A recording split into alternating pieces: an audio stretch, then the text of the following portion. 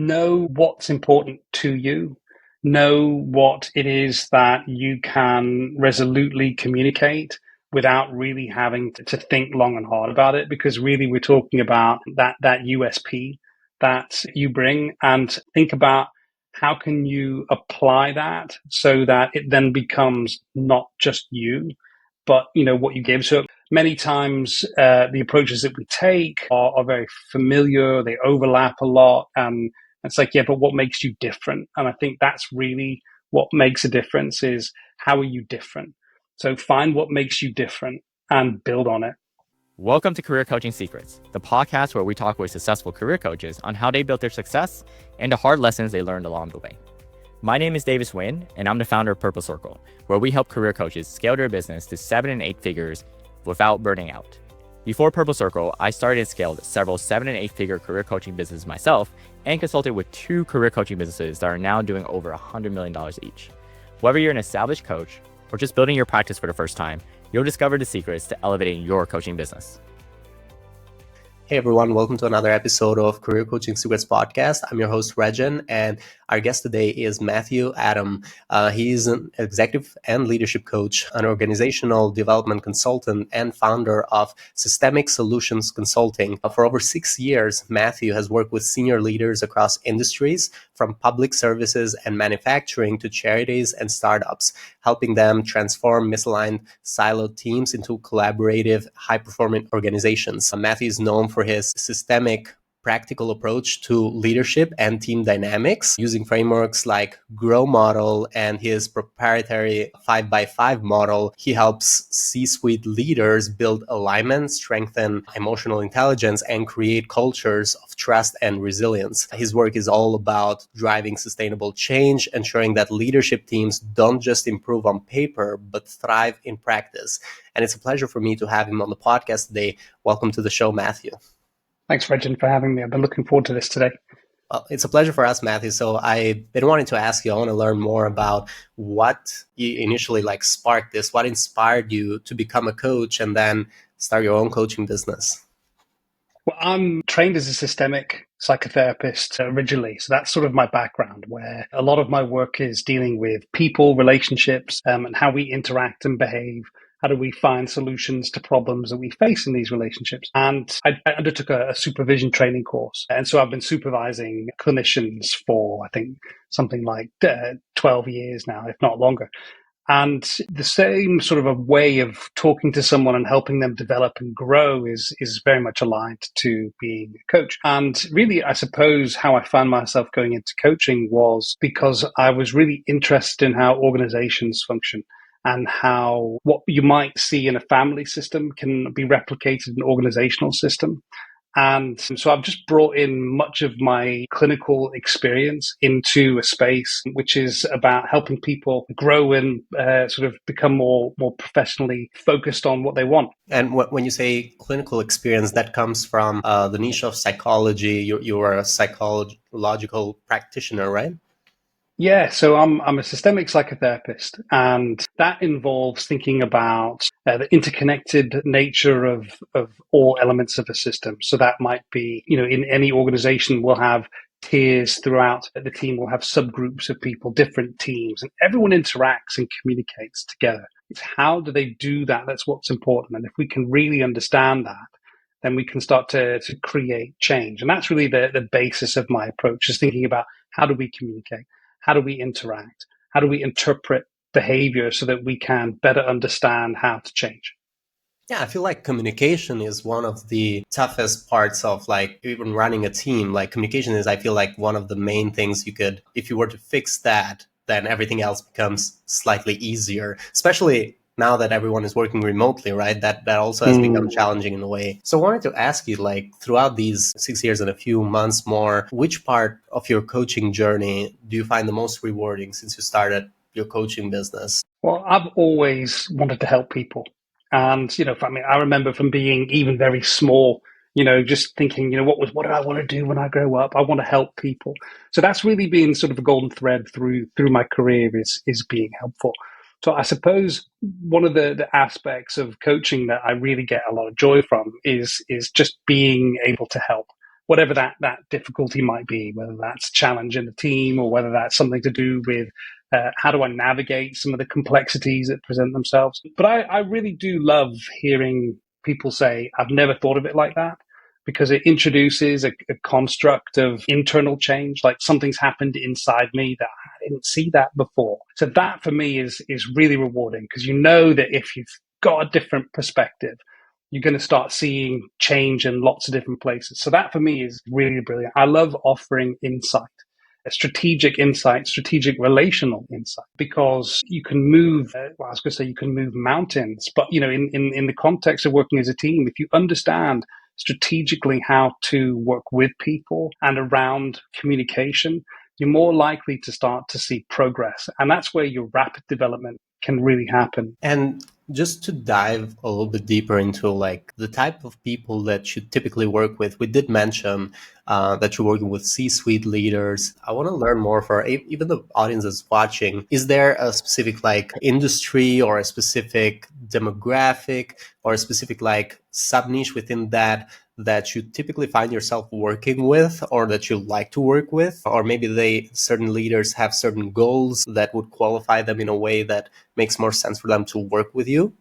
I think where I'm working with mostly is senior leaders. And, it's not really surprising given my clinical background that a lot of the people that I work with are in the healthcare industry to some extent. I do work with people, who are leading charities or other independent sector organizations. But I suppose the way that I like to think about it is that the people I work with are the people who are really interested in seeing transformational change that occur in the organization. Now, that can be looked at either at the level of the C-suite, where we are looking at actually trying to create a culture that can then disseminate throughout the organization, or if we're talking about middle level or intermediate managers who are just working with the team, where there may be something that's not quite right.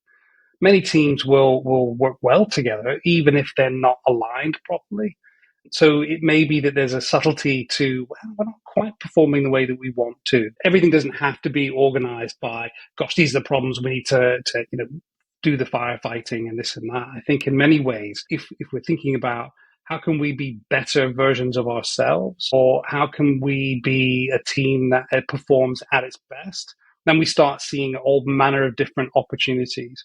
So in a way, it's not localizing it down to a specific target group, though I suppose you could say senior leaders are going to be people who benefit from this. In particular, I might say that if you are a senior leader or an HR director or chief people officer, these are ideas that are going to really sort of focus your attention to how do we work with people. People are the most important aspect of any organization. It's like, how do we work with people more effectively? And if we were to like explain also a little bit parts of like how your program is structured, is there certain like programs that people would work with you in? I'd love to like if you could describe it a little bit deeper on like also the transformation they go through, just for anyone who's watching and would be interested in knowing that. So the approach that I've developed is called the 5x5 model, and it focuses on embedding 5 essential team functions in any team or organization. And this is based on the work of Patrick Lencioni and his 5 dysfunctions of a team, which we could argue are quite common problems in most teams, if not all teams. There's going to be some degree of what might be termed dysfunction, but it doesn't need to be dysfunctional. I think in a way, when we start thinking about these ways of working with dysfunction, we have to sort of focus on key areas. And one of those is creating an intentional culture. If we're not creating an intentional culture, then we're developing an unintentional one. And this is where a lot of people get caught out, because it's like, well, what's culture? How do we name it? How do we know what it is? So the way that I've developed this approach is by being able to name it, to simplify culture, so we can start to shape and change it as it happens in place. So I've broken down culture to simplify it. And then the other 4 team functions are psychological safety. So it's how do you build psychological safety, true psychological safety that is built on the basis of trust, and then team alignment, because as a team, we have to have shared purpose. We have to be clear about what we're doing together. Otherwise, how are we going to be organized towards delivering the outcomes? So part of being able to do this is starting to introduce more flexible ways of working and trying to change the structure of the hierarchy of a team so that you then become more flexible. I think many teams are rigid. They're stuck in terms of the hierarchy, and there's a command and control structure. And it's like, if you want something, you've got to go up the line and then wait to hear back. And then it comes back down. You're like, okay, now go. But what if the time's passed? What if we need to pivot? So really, it's about trying to create a sense of change within teams. Teams don't just have to be structured in a fixed way, but actually you can modify them as and when you need them. And that becomes a really dynamic process, because it's like, we're not fixed. It doesn't have to work this way. We can then align, how do we work against the project outcomes, rather than it just being, well, this is what we're trying to do, and A, B, C, and D, but it becomes more vibrant, if you want to think of it like that, or it's sort of just really, really sort of passionate process that goes through that. The final team function is collaborative goal setting. So we can set goals individually, and we can say, oh, well, I'm trying to achieve this, or we can say, as a team, we want to achieve this. But if we set the goals collaboratively, we start to share, how do we go about doing things together? That involves being better to communicate, to share information, to be able to respond. When someone needs me, I can then be flexible enough to move positions. So really, that's the approach that I bring to my coaching, because knowing these things then means that we can start to shape change as and when we want to, and embed an intentional culture at the same time. I really like that approach, especially like collaborative goal setting within the teams. I feel like that is essential, especially to guide everyone towards like that one bigger goal that the company has, and then the smaller goals that every team member has, or like the managers have for their own departments. I really like that approach. And just for me to better understand when it comes to how people find you, or like when it comes to marketing channels, which way do people generally find you? This is mostly like a question that would interest like other coaches who are trying to scale their business as well in terms of like marketing. How do you find that?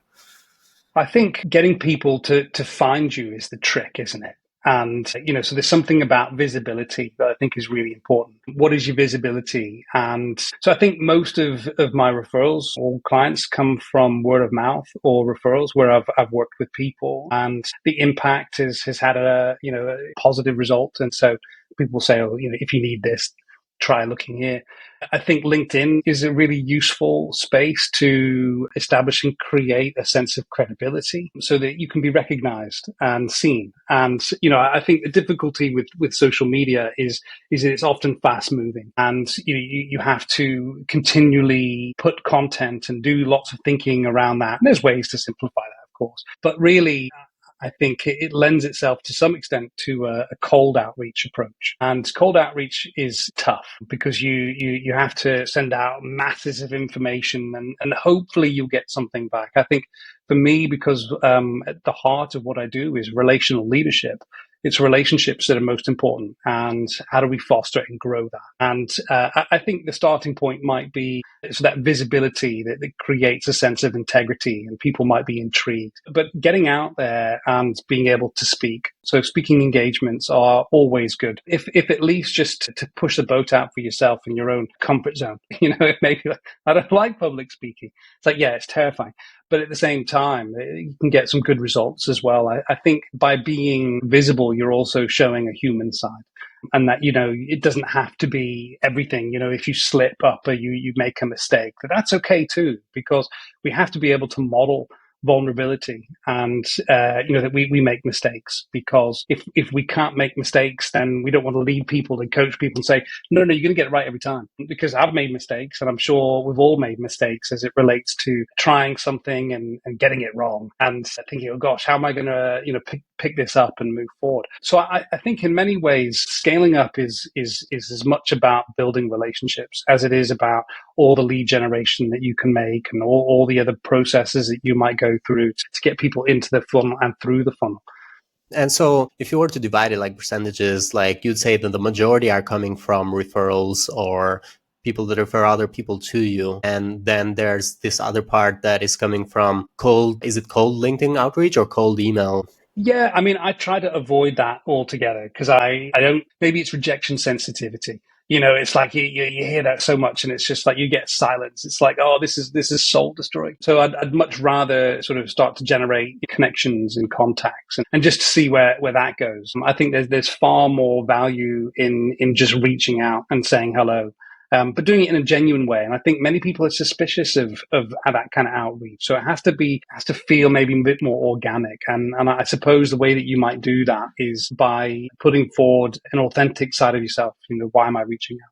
What is this actually about? And connecting that way. And I think that's where you can start to build a community of like-minded people, other coaches who might have similar ideas or share ideas. And I think it can be quite a lonely place if you're working on your own. And so sometimes reaching out to other coaches who have a similar mindset, it actually helps you to broaden your base, just because you've got opportunities that you might not before. Oh, I know someone who might be able to help you with that in particular.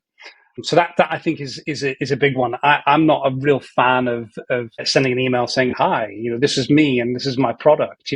I think the product can sell itself. It just has to have that traction. And, I think like many people, part of the coaching offer is related to me. So, what do you get when you get me? And the problem with that is I can't really scale me. I can't really put myself in like lots of different places all at once. It's like, so I think in many ways, what we have to think about is how do we scale ourselves in a way? And I think that's through creating a product. Mm-hmm. Whether the product is an approach like what I've done, or whether it's a series of tools that you might use, or you might have developed, you might have thought, this is how. I think trying to find something that stands you out individually and that people might be interested in, that maybe you wouldn't get just anywhere. I think that's a really useful starting point to start to begin that process of scaling up, is just know what you're trying to sell, know what it is that you want people to take from what you do. Absolutely. And as we're talking about scaling, I was just about to ask you, like, in terms of like goals you have right now with your coaching business for the next 1 to 3 years, how does that look like? What are you seeing in the future? Are you want to scale further, or is there some like other offer, like a new offer you want to bring into the table? How are you thinking of this strategically? Yeah, and well, I mean, yes, I've got about a 3-year plan. We keep it to 3 years. That's probably good. So I really want to expand the impact of the 5x5 model by making it more accessible. And, I developed the approach so that other people could use it.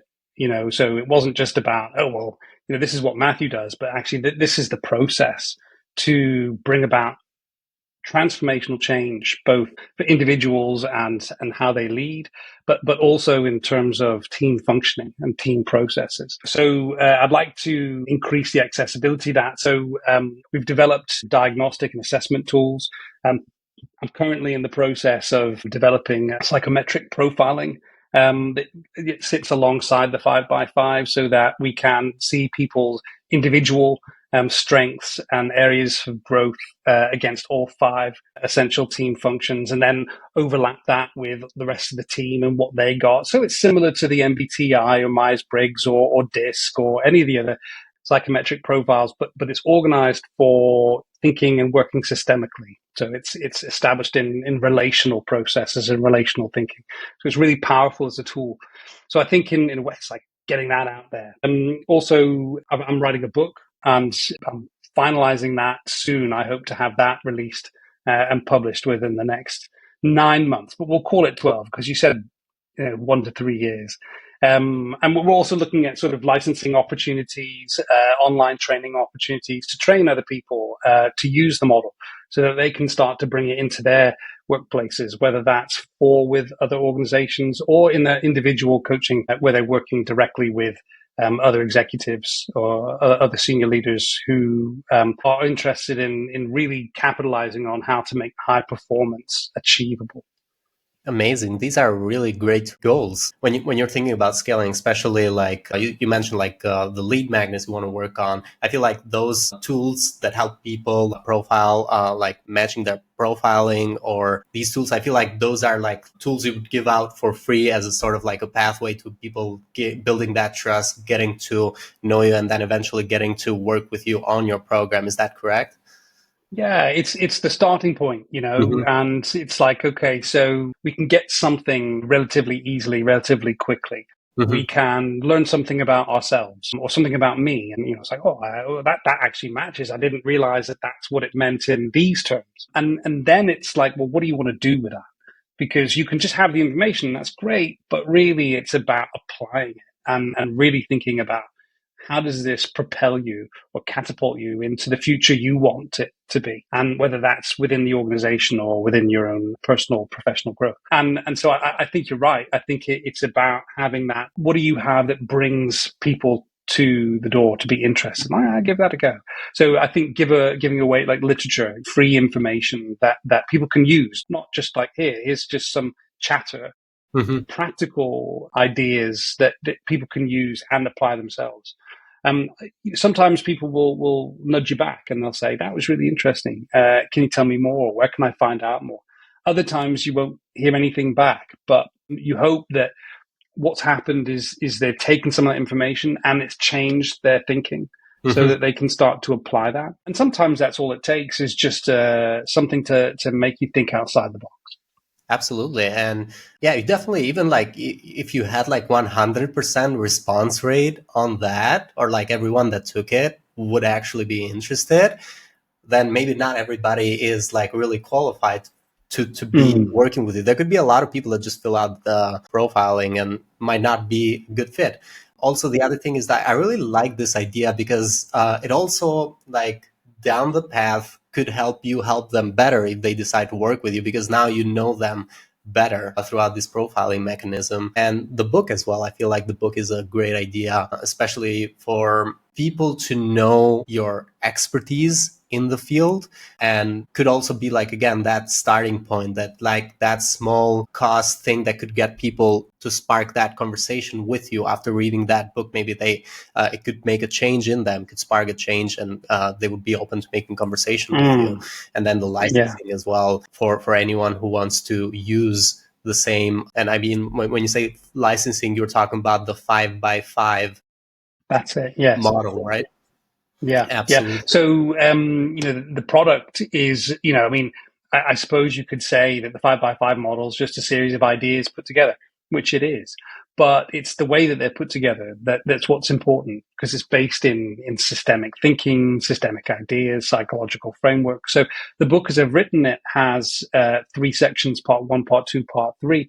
And part 1 really focuses on what's a system.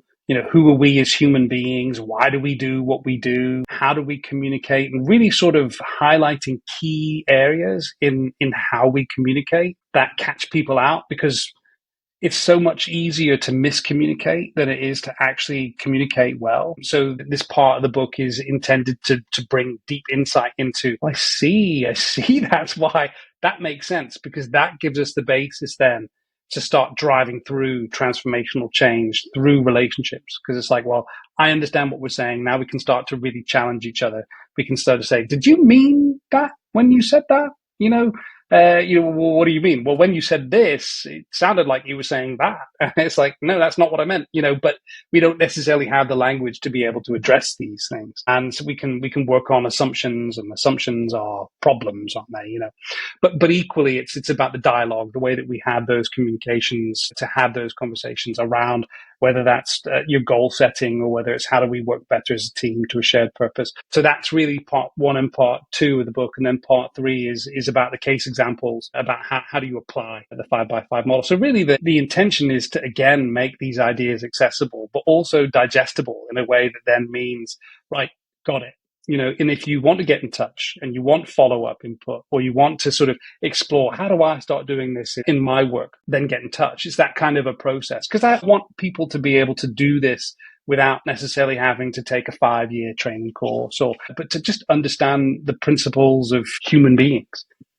Yeah, and it doesn't take that much from like a coach's expertise to be able to give to a client that aha moment, that wow, that like that they haven't thought about before. It's like unlocking, if I have to visualize that, it's like unlocking new windows within the brain and giving more like cognitive capacity to things that you weren't initially even thinking about.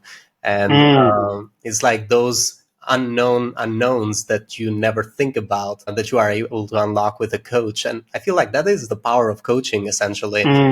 Being able to unlock these thoughts into people and like maybe even shift their identity completely sometimes by doing that. And yeah, that is like that sustainable growth that people are able to get from coaching. And that's also like what gets me excited even for this podcast, because I'm able to interview people like you that are able to make that impact. And the impact is amazing, especially like when you're thinking about the amount of people that you're impacting. You're not just impacting your client, you're impacting your client, their team, their family. It just keeps on growing. It's like it has that rippling effect. You're so right. Yeah. You're so right. I was working with a director of finance, and she had said, because I said, what would you like to work on? What are your objectives? And she said, people say I'm unapproachable, and I want to change that. I'm like, okay, that's a good start. I thought it was great that she came in with like a relational dilemma. But over the course of the work, we talked about, how she could position herself, what were the things that she needed doing, what was the thing. And one of her comments was, I really find stupid people hard. And I'm like, okay, so what do you mean about stupid people? And it was the way that they responded, or it was the way they didn't respond. It really got under her skin. And she started to recognize in herself that actually she had some anger management problems that were equally representative at home. And she was saying, oh, do you know what? The other day, someone cut me off, and I had my husband and my daughter in the car, and, I was ready to get out, and they were like, no. And she said, yeah, I realize I need to work on other aspects of my life as well. So we tie that in with, I wonder why people might find you unapproachable. And she's like, oh, maybe it's the way I react and how I respond. But again, we're moving back into those relational dynamics about knowing yourself, having that sense of yourself enough so that you can then use that in a relational capacity, which is to some extent called relational intelligence. You can have emotional intelligence and relational intelligence. The two are really important to be able to understand, how do I affect you, and how do you affect me, and how do we work together with that? Yeah, because everything is like interconnected, right? Like what happens at home and what happens at your work is connected. You have to take a holistic approach to that. And wanted to ask you, like, this is more like a business question, like a coach's business question. So I wanted to ask you, in terms of investments, what have been some good investments that you made in your coaching business, if any, that you feel like actually helped your business grow even further? Has there been any like coaching program, masterminds or communities, or anything else that you feel like actually made a good impact in growing your business? Yeah, that's a good question. I think I'm not so sure. I haven't come across so many mastermind programs in the UK. Now, that may be that they do exist, and I just haven't found them. But I think the biggest investment that I've ever made, it may not be a financial investment, but I think it's a time investment, where you invest time in getting to know people and having conversations, and, face-to-face conversations if you can, but if not, online. And I think for me, it's really important to have an accountability partner, someone who can hold you to account and say, well, what are you working on? And, well, this is what I'm working on. And say, when do you hope that, to have that done by? It's like, oh, I don't know. I haven't actually thought about that, so are you working aimlessly? And it's like a little, so I think it's, creating those relationships with colleagues or even other coaches, where you have that sort of accountability partnership, where it's like we challenge each other to grow and say, well, what have you done this week? And I think that, for me, really produces a sense of energy that you wouldn't normally get. So I think if we're thinking about a coach who's, so just working in their own business, or they're leading a team, it's like, well, you can't always find that accountability in your team, because it doesn't always work that way. You need to find someone sort of at the same or above level of you who can push you. And I think then it is about looking out for, what are you interested in? If there's a particular modality or a particular training that you think actually that's really going to make a difference, look out for those training opportunities and make sure that you do the due diligence and don't just invest in the first thing that comes. I think we've all made mistakes where we've thought, hey, that sounds like a good idea, and we've parted with our money, and we find actually there was really no value for that beyond, I've just been taught everything I already know. Or, it's like, well, actually that was substandard. That was not satisfying or fulfilling in any way, shape. So I think, again, investing in people, investing in relationships. I come back to that time and time again because I think that really is the cornerstone of everything that we do is how we start to share ideas with other people. Yeah, and what we found in our research that I mentioned earlier is that when it comes to like bad investments, one of them, I'll just give it out, is, and it's not like a bad investment for everyone, but it's just like in that majority has come to be like a bad investments in terms of like the return that you were able to get from that investment. And for coaches, it has been these really advanced certifications and titles that coaches must have, or they think that they must have in order for them to coach their clients. Now, they have been found useful in companies that would require these types of certifications to be able to help people, but not every client would actually require, or actually like normal clients would not even ask for those titles or those certifications in order for them to be coached by you. They would basically be able to tell within like the first coaching session that you are the right person or not. So yeah, that is kind of like what has been like one of the worst investments that we've seen in terms of like the amount of money you can spend on like certain certifications and the amount of return that you get from that, unless you are someone that is going after companies that would have that as a requirement to have a certain title. Other than that, it would not really make a difference in you having that certification. It's from what we've seen. And I wanted to put myself actually in like as a accountability partner that you were talking about. And if I were putting myself into that person's shoes, what is like a challenge that you're trying to solve for next with your coaching business into the short period of time? Like what is the focus right now that you're trying to fix? Well, it would be how to scale up the 5x5 model, make it more accessible without losing the most important bit, which is the fidelity to the model, which is all about relationships. So yes, we can talk about intentional culture, we can talk about psychological safety, but there's nuance behind it all, and it's about understanding that. It's about really getting to grips with that. So in order to do that, it's creating almost a community of practice of people who have been through the training and are trained to use the approach. So then we have the accountability framework almost established within that. I think that's the best way for me about going about scaling this up and building it is by getting a group of people, coaches who are interested in this and thinking that might actually add value to what I offer. Then say, yeah, great. Because when we do that, then we can start to get wider reach and then start to stay connected with each other around how do we make sure that we are staying within the fidelity of the model? Because I think that's the bit. It's about making sure that the most impactful aspects of this approach, which are the way that we think, the way that we communicate, being able to interpret and recognize processes, that actually has sustainable processes baked in. I think that's less easy than just saying, hey, look, here's a model, go and try it, and then having no follow-up. I think the important bit is just making sure that it's an ongoing process. Yeah, absolutely. And just for me to like give you a final question for anyone who's watching, for other coaches who are watching this, I wanted to ask you, what advice would you give to them, to other coaches who are looking to scale their impact? Since you are also thinking about scaling yourself, this would be like an advice you'd give to yourself. Know what's important to you. Know what it is that you can resolutely communicate without really having to think long and hard about it, because really we're talking about that USP that you bring, and think about how can you apply that so that it then becomes not just you, but what you give. So it might be a series of products. It might be, well, I offer the enhanced service. And so, well, what's the enhanced service? Oh, the enhanced service involves X, Y, and Z. And it means that you'll then get A, B, and C. I've done it backwards. But, it's like you suddenly have an idea about what this produces and how. And if you can test that out, and you can start to see that it's proven. This is a proven approach. This is a proven way of working. I think many times the approaches that we take are very familiar. They overlap a lot. And it's like, yeah, but what makes you different? And I think that's really what makes a difference is how are you different?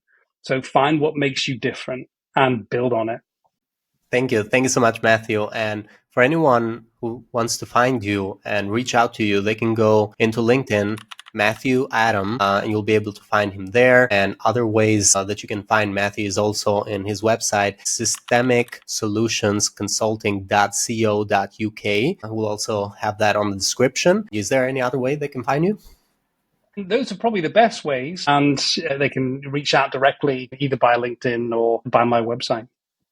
Absolutely. Thank you. Thank you so much, Matthew. It's been Thanks a pleasure a lot. having you on the podcast. Thanks for having me. That's it for this episode of Career Coaching Secrets. If you enjoyed this conversation, you can subscribe to YouTube, Spotify, Apple Podcasts, or wherever you're listening to this episode to catch future episodes. This conversation was brought to you by Purple Circle, where we help career coaches scale their business to 7 and 8 figures without burning out. To learn more about Purple Circle, our community, and how we can help you grow your business, visit joinpurplecircle.com.